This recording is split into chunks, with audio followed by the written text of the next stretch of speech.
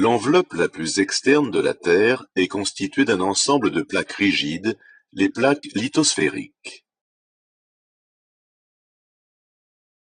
Ces plaques flottent sur une couche pâteuse de l'asténosphère, à la limite supérieure du manteau. Le manteau est animé de lents mouvements de convection qui ramènent la chaleur de l'intérieur du globe vers sa surface. Ces zones d'expansion de la croûte océanique correspondent à des dorsales océaniques ou à des points chauds. C'est le cas de la mer Rouge et de l'Islande sur la ride médio-atlantique.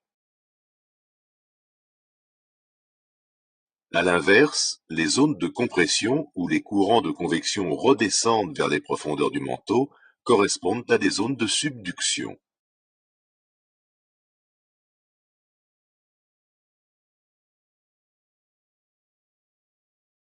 C'est le cas des volcans de la cordillère des Andes,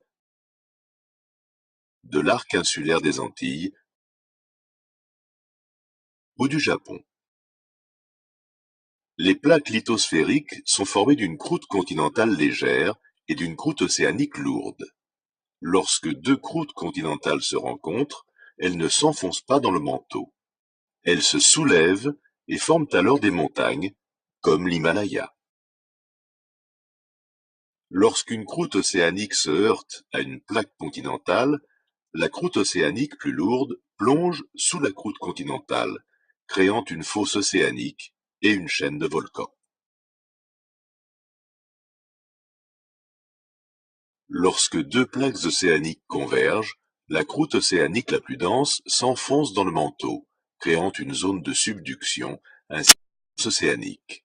Ces zones correspondent à des chaînes de volcans et sont le siège de nombreux séismes.